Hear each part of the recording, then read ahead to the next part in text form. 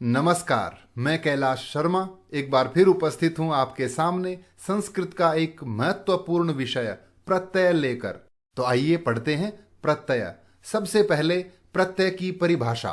वे शब्दांश जो किसी धातु यानी क्रिया या शब्द के अंत में जुड़ते हैं उन्हें प्रत्यय कहते हैं। जैसे क्रि प्लस क्त्वा, इसी तरह से मित्र प्लस तल मित्रता।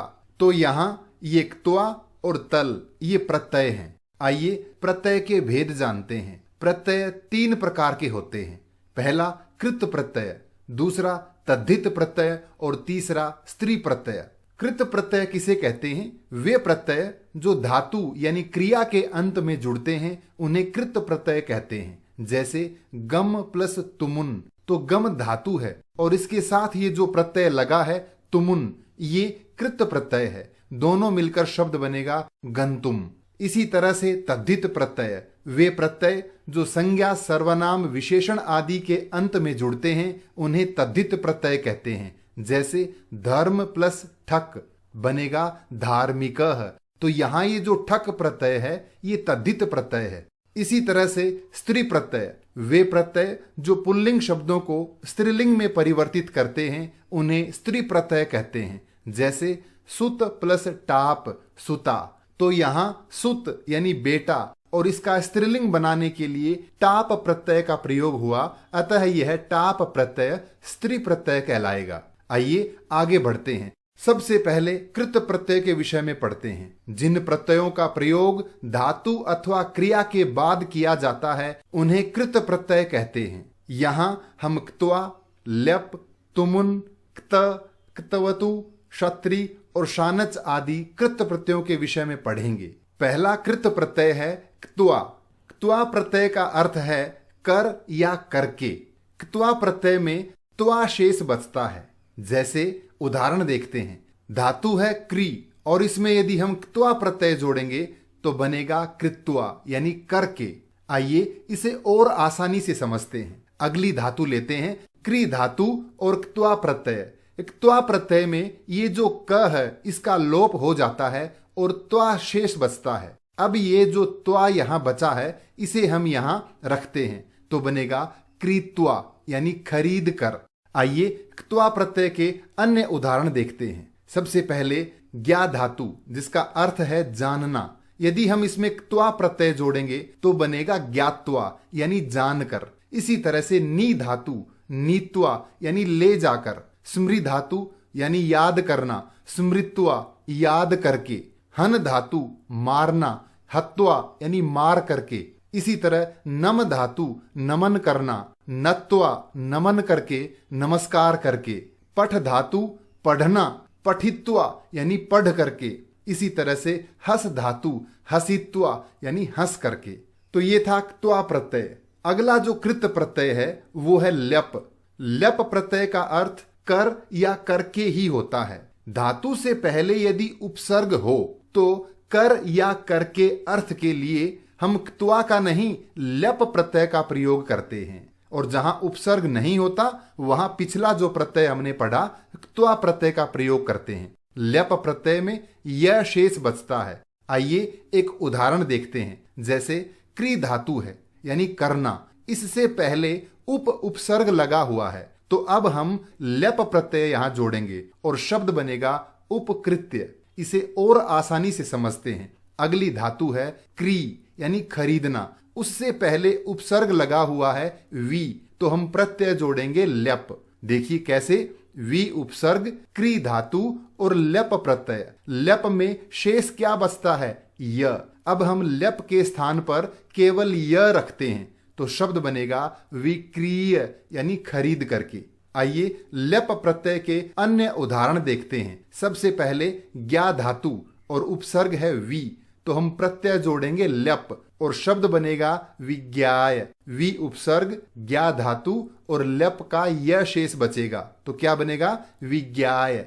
आ उपसर्ग पूर्वक नी धातु, तो ल्यप प्रत्यय जोड़ने से बनेगा आनीय। इसी तरह से आ उपसर्ग और दा धातु ल्यप प्रत्यय से बनेगा आदाय। इसी तरह से सम उपसर्ग भू धातु संभूय। प्र उपसर्ग नम धातु प्रणम्य। ध्यान रहे यहां न का ण बन गया। क्यों? यदि किसी शब्द में र, री या श होता है तो न का ण बन जाता है, तो शब्द बनेगा प्रणम्य। इसी तरह सम उपसर्ग पूर्वक पठ धातु, तो शब्द बनेगा संपठ्य यानी पढ़कर। वि उपसर्ग हस धातु लप प्रत्यय लगाने से शब्द बनेगा विहस्य। अगला प्रत्यय है तुमुन। तुमुन प्रत्यय का अर्थ है के लिए। तुमुन प्रत्यय में तुम शेष बचता है। उदाहरण देखते हैं। धातु है पा यानी पीना और प्रत्यय है तुमुन, तो तुमुन में शेष क्या बचेगा? तुम, और शब्द बनेगा पातुम यानी पीने के लिए। इसे और आसानी से समझते हैं। दा धातु तुमुन प्रत्यय, तो धातु है दा और प्रत्यय है तुमुन। तुमुन में शेष क्या बचता है? तुम, तो यहां हम दा के आगे तुम लिखेंगे तो नया शब्द बनेगा दातुम। इसके अन्य उदाहरण हैं, जैसे ज्ञा धातु तुमुन प्रत्यय ज्ञातुम जानने के लिए। नी धातु तुमुन प्रत्यय, यहां नी इसमें गुण होकर ने बनता है और शब्द बनेगा नेतुम ले जाने के लिए।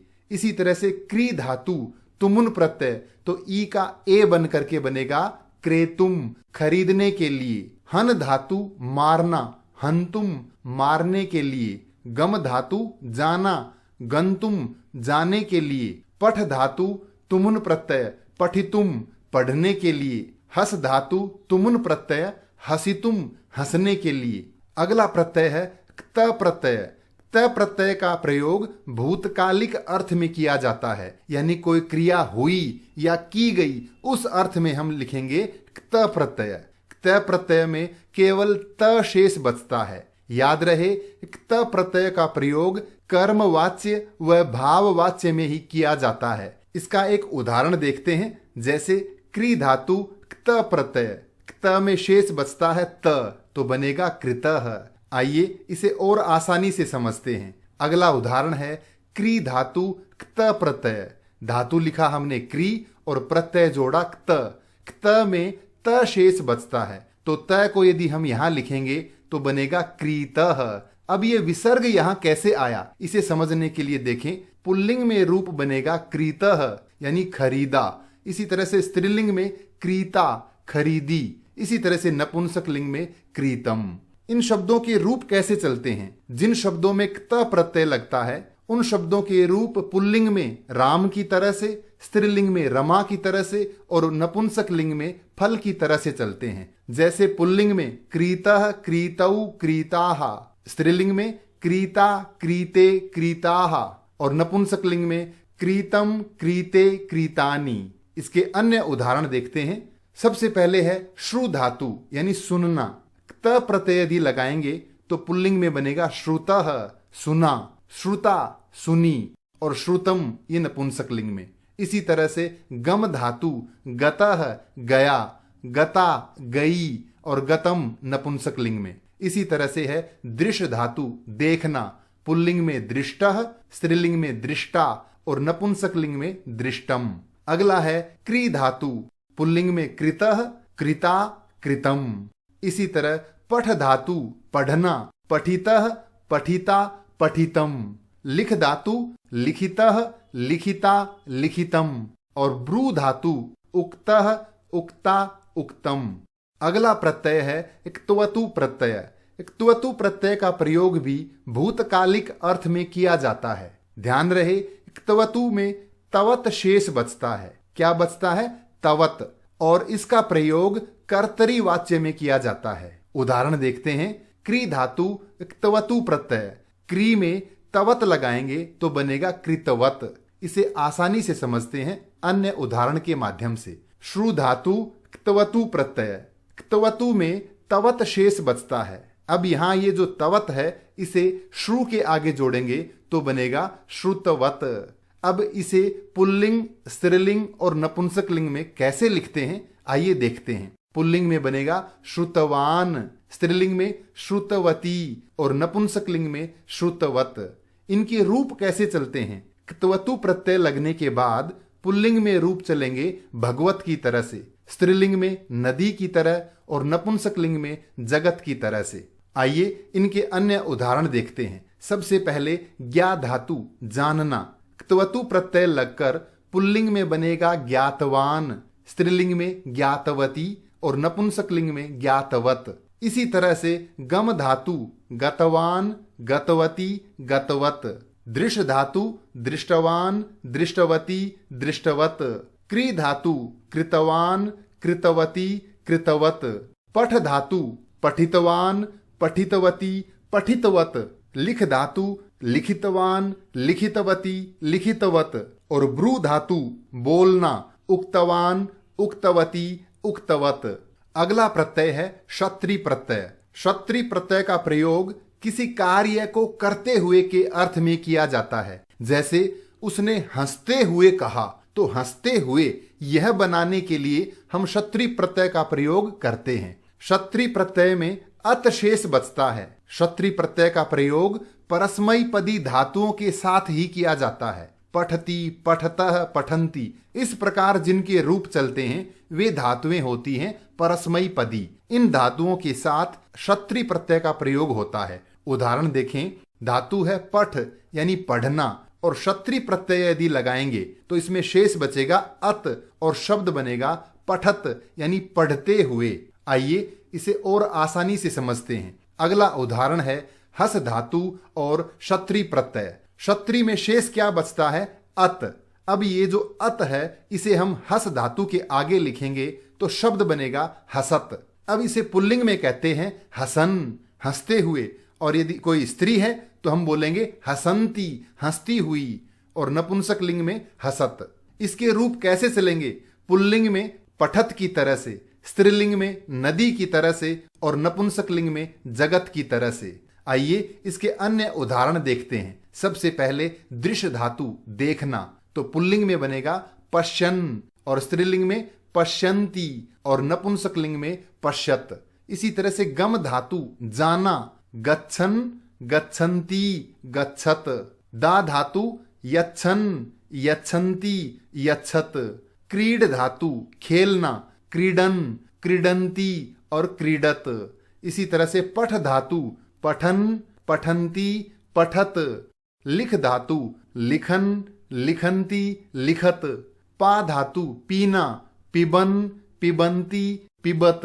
अगला प्रत्यय है शानच प्रत्यय। शानच प्रत्यय का प्रयोग भी किसी कार्य को करते हुए इसी अर्थ में किया जाता है। शानच प्रत्यय में आन शेष बचता है और आन से पहले म लगता है, यानी दोनों मिलकर बनता है मान। शानच प्रत्यय का प्रयोग आत्मनेपदी धातुओं के साथ किया जाता है। आत्मनेपदी धातुओं के रूप कैसे चलते हैं? जैसे सेवते, सेवेते, सेवंते। आइए इस प्रत्यय का एक उदाहरण देखते हैं। सेव धातु सेवा करना, यानी सेवा करते हुए अगर हमें ये बनाना हो तो हम शानच प्रत्यय लगाएंगे। इसमें शेष बचेगा आन और उससे पहले लगेगा म, तो बनेगा सेव मानह। आइए इसे आसानी से समझते हैं। अगला उदाहरण हमने लिया है पच धातु और शानच प्रत्यय। शानच में शेष क्या बचता है? आन, और इससे पहले क्या लगता है? म, तो म जोड़कर आन लगाएंगे तो बनेगा पच मानह, पच मानह, यानी पकाते हुए। पुल्लिंग में बनता है पच मानह, स्त्रीलिंग में पच माना, और नपुंसक लिंग में पच मानम। शानच प्रत्यांत जो शब्द हैं उनके रूप चलते हैं पुल्लिंग में राम के समान, स्त्रीलिंग में रमा के समान, और नपुंसक लिंग में फल के समान। शानच प्रत्यय के अन्य उदाहरण देखते हैं। पहला है सह धातु। शानच प्रत्यय लगकर बनेगा सहमानह, स्त्रीलिंग में सहमाना, और नपुंसक लिंग में सहमानम। अगला है वृद्ध धातु बढ़ना। वर्धमानः, वर्धमाना, वर्धमानम। लब धातु लभमानः, लभमाना, लभमानम। यज धातु यजमानः, यजमाना, यजमानम। जन धातु इसका बनेगा जाय, तो पुल्लिंग में जायमानः, जायमाना, जायमानम। कंप धातु कंपन होना, कंपमानः, कंपमाना, कंपमानम। और याच धातु मांगना, याचमानः, याचमाना, याचमानम। अब हम बात करेंगे तद्धित प्रत्यय के बारे में। तद्धित प्रत्यय किसे कहते हैं? जिन प्रत्ययों का प्रयोग संज्ञा, सर्वनाम, विशेषण आदि शब्दों के बाद में किया जाता है उन्हें तद्धित प्रत्यय कहते हैं। कौन से प्रत्यय होते हैं तद्धित? जैसे ठक, मतुप, वतुप, त्व, तल, तरप, तमप, अण, इतच आदि। आइए तद्धित प्रत्ययों के विषय में पढ़ते हैं। पहला प्रत्यय है ठक प्रत्यय। ठक प्रत्यय का अर्थ है भाव अर्थ में, यानी उत्पन्न होने का भाव, संबंधित होने का भाव इत्यादि। ठक प्रत्यय में एक शेष बचता है और जो पहला स्वर होता है, यानी पहले शब्द का जो पहला स्वर होता है उसमें वृद्धि होती है। वृद्धि के लिए हम संधियों में अलग से बात करेंगे, इसे थोड़ा आसान रूप से समझ लेते हैं। यदि किसी शब्द का पहला स्वर अ या आ हो तो वहां हम आ लिख देंगे। ई, ए, ऐ होगा तो उसे हम ऐ लिख देंगे। उ, ओ, औ होगा तो उसे हम औ लिख देंगे और यदि री होगा तो उसे आर लिख देंगे। आइए एक उदाहरण देखते हैं। जैसे शरीर प्लस ठक, तो ठक में शेष क्या बचता है? इक। ध्यान रहे शरीर में ये जो पहला है श, इसमें स्वर कौन सा है? अ। यहां हम देखें यदि पहला स्वर अ हो तो उसे हम क्या लिखेंगे? आ। तो शरीर से क्या बनेगा? शारीर, और इक लग के बनेगा शारीरिक। एक और उदाहरण लेते हैं। नगर प्लस ठक, ठक में क्या शेष बचता है? इक। अब याद रहे इक प्रत्यय यानी ठक लगने के बाद ये जो पहला स्वर है न में अ, इसके स्थान पर बनेगा आ और ये बन जाएगा नागर, और इक जुड़ करके बनेगा नागरिक। ठक प्रत्यय के अन्य उदाहरण देखते हैं। जैसे धर्म प्लस ठक धार्मिक, ए का हमने क्या बनाया? आ। इसी तरह से कर्म कार्मिक, दिन दैनिक, ई है तो हमने ऐ बना दिया और शब्द बना दैनिक। इसी तरह से नीति तो नैतिक, वेद वैदिक, भूत भौतिक, भूगोल भौगोलिक और इतिहास ऐतिहासिक। अगला प्रत्यय है मतुप प्रत्यय। मतुप का अर्थ है वाला, यानी किसी के पास कोई चीज हो तो उसे हम मतुप प्रत्यय लगाकर दर्शाते हैं। मतुप प्रत्यय में मत शेष बचता है। आइए इसका उदाहरण देखते हैं। जैसे शक्ति प्लस मतुप, यानी जिसके पास शक्ति है या शक्ति वाला, तो शब्द बनेगा शक्तिमत। अब ये आपने सुना नहीं होगा, इसका पुल्लिंग रूप है शक्तिमान। इस प्रत्यय को और आसानी से समझते हैं। एक उदाहरण और लेते हैं। श्री प्लस मतुप, मतुप में क्या शेष बचता है? मत। अब श्री के आगे मत जोड़ते हैं तो शब्द बनेगा श्रीमत। इसे पुल्लिंग में लिखेंगे श्रीमान, स्त्रीलिंग में श्रीमती और नपुंसकलिंग में श्रीमत। मतुप प्रत्यय वाले शब्दों के रूप पुल्लिंग में भवत की तरह, स्त्रीलिंग में नदी की तरह और नपुंसकलिंग में जगत की तरह चलेंगे। आइए मतुप प्रत्यय के अन्य उदाहरण देखते हैं। जैसे बुद्धि प्लस मतुप तो पुल्लिंग में बुद्धिमान, स्त्रीलिंग में बुद्धिमती और नपुंसकलिंग में बुद्धिमत। इसी तरह श्री तो बनेगा श्रीमान, श्रीमती, श्रीमत। धी धीमान, धीमती, धीमत। इसी तरह से मधु मधुमान, मधुमती, मधुमत। कीर्ति तो कीर्तिमान, कीर्तिमती, कीर्तिमत। इसी प्रकार इक्षु, इक्षु कहते हैं ईख यानी गन्ना, इक्षुमान, इक्षुमती, इक्षुमत।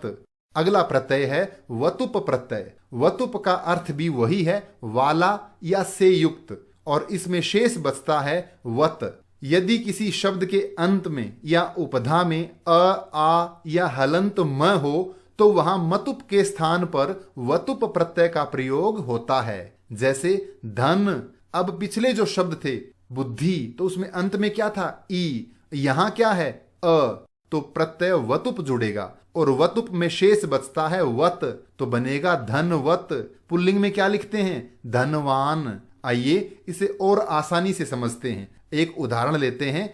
बल शब्द है और वतुप प्रत्यय जोड़ेंगे, वतुप में शेष बचेगा वत। अब बल के आगे वत लिखेंगे तो शब्द बनेगा बलवत। इसे पुल्लिंग में लिखेंगे बलवान, स्त्रीलिंग में बलवती और नपुंसकलिंग में बलवत।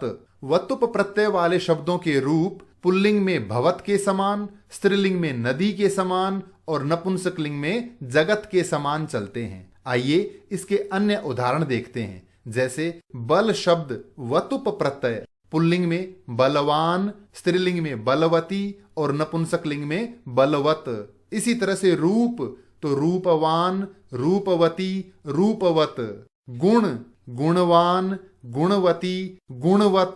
विद्या विद्यावान, विद्यावती, विद्यावत। ज्ञान ज्ञानवान, ज्ञानवती, ज्ञानवत। धन धनवान, धनवती, धनवत। कला कलावान, कलावती, कलावत। ध्यान रहे यदि शब्दों के अंत में आ हो तो वान लगेगा और ई उ आदि हो तो मान लगेगा। अगला प्रत्यय है त्व प्रत्यय। त्व प्रत्यय का प्रयोग भाववाचक संज्ञा बनाने के लिए करते हैं। इसमें त्व ही शेष रहता है। याद रहे त्व प्रत्यय लगने के बाद वो शब्द नपुंसक लिंग में ही रहेगा और उसके रूप फल के समान चलेंगे। जैसे महत शब्द है और त्व लगाएंगे तो नपुंसक लिंग में रूप बनेगा महत्वम। इसके अन्य उदाहरण देखते हैं। पशु प्लस त्व तो पशुत्वम, लघु प्लस त्व लघुत्वम।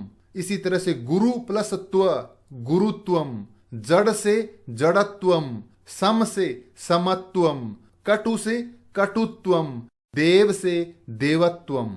अगला प्रत्यय है तल प्रत्यय।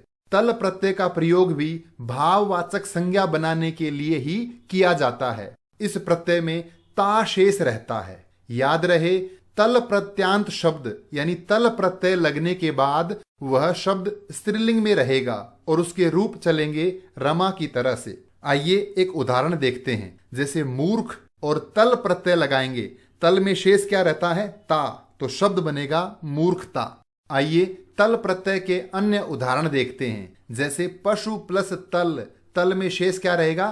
ता, तो शब्द बनेगा पशुता। लघु से लघुता, गुरु से गुरुता, मित्र से मित्रता, सम से समता, कटु से कटुता, महत से महता।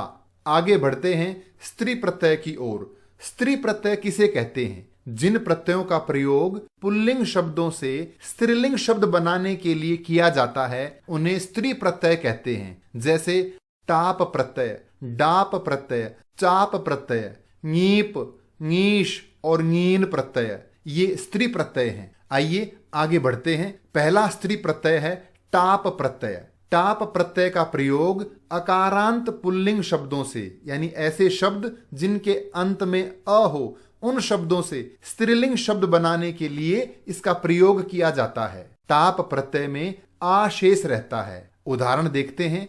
सुत प्लस टाप, सुत यानी बेटा और उसमें टाप जोड़ेंगे तो टाप में शेष बचेगा आ और दोनों मिलकर शब्द बनेगा सुता यानी बेटी। इसे और आसानी से समझते हैं। उदाहरण है छात्र प्लस टाप, टाप में शेष क्या रहेगा? आ, तो छात्र के आगे आ लिखेंगे तो शब्द बनेगा छात्रा। इसके अन्य उदाहरण देखते हैं। जैसे बाल प्लस टाप तो बाला, प्रथम प्लस टाप प्रथमा, कोकिल से कोकिला, अश्व से अश्वा, अज से अजा। यदि किसी शब्द के अंत में अक हो तो टाप प्रत्यय यदि जोड़ेंगे तो उस अक के स्थान पर इक हो जाता है और फिर आ प्रत्यय लगता है। जैसे बालक, इसके अंत में क्या है? अक, तो जब टाप प्रत्यय लगेगा तो अक का क्या बनेगा? इक यानी बालिक और आगे जुड़ेगा आ तो शब्द बनेगा बालिका। बालक से क्या बना? बालिका। इसी तरह से धावक धाविका, शिक्षक शिक्षिका, गायक गायिका, नायक नायिका।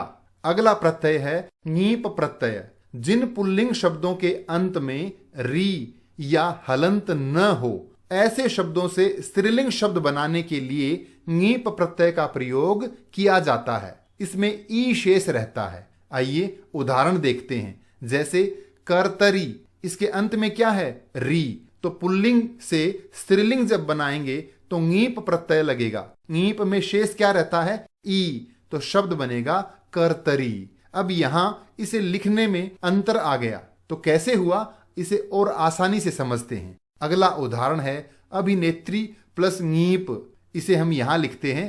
अभी ने और त्रि को मैंने थोड़ा अलग लिखा है। प्रत्यय जोड़ते हैं ङीप प्रत्यय। ङीप में शेष क्या रहता है? ई। अब ई प्रत्यय लगने के बाद यहां ध्यान दें, ये जो त्रि लिखा है इसे हम अलग अलग लिखते हैं, त प्लस री।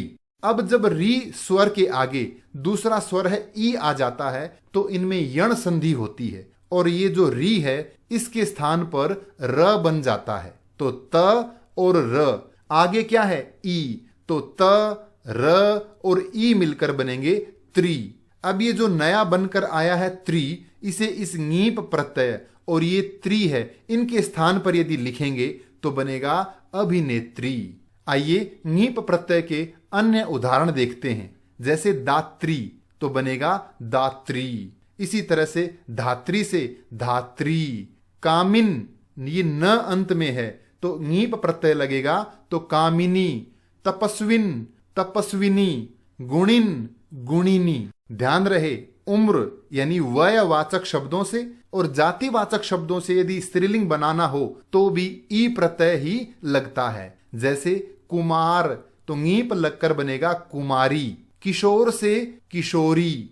ब्राह्मण से ब्राह्मणी। देव से देवी। गोप से गोपी। तो ये थे मुख्य मुख्य प्रत्यय। आइए कक्षा 9 में जो प्रत्यय चलते हैं यानी कृत प्रत्यय, उनकी पहचान का तरीका। जैसे पहला है क्त्वा प्रत्यय। जिन धातुओं के अंत में त्वा लगा हुआ हो तो वहां प्रत्यय होगा क्त्वा।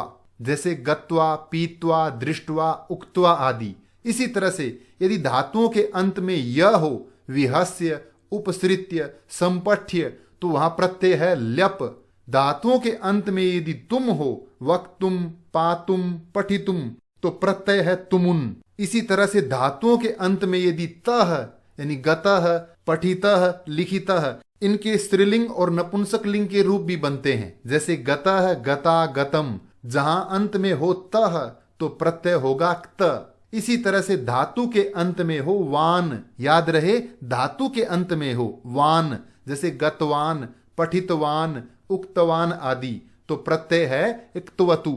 इसी तरह यदि धातु के अंत में है अन, जैसे गच्छन, पठन, लिखन, हसन आदि, तो प्रत्यय है क्षत्रि। और यदि अंत में है आनह या मानह तो प्रत्यय है शानच। ये तरीके हैं जिनसे हम इन प्रत्ययों की पहचान कर पाते हैं। आइए अब कक्षा 10 के प्रत्यय जो तद्धित प्रत्यय हैं उनकी पहचान का तरीका।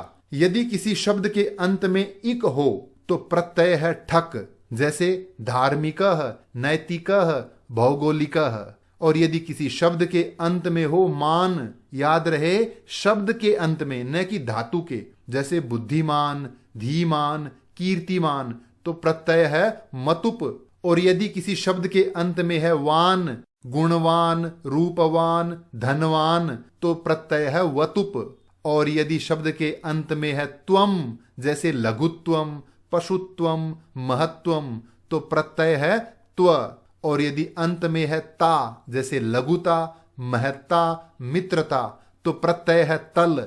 इसी प्रकार यदि किसी शब्द के अंत में है आ, जैसे छात्रा, सुता, अजा, अश्वा, तो प्रत्यय है टाप। और यदि किसी शब्द के अंत में है ई, जैसे कर्तरी, दात्री, देवी, नदी आदि, तो प्रत्यय है ङीप। तो ये तरीका है जिससे हम इन प्रत्ययों की पहचान आसानी से कर पाएंगे। ये था आज का विषय प्रत्यय। प्रत्यय से संबंधित कोई भी प्रश्न हो तो कृपया कमेंट्स में लिखकर अवश्य पूछें। धन्यवाद।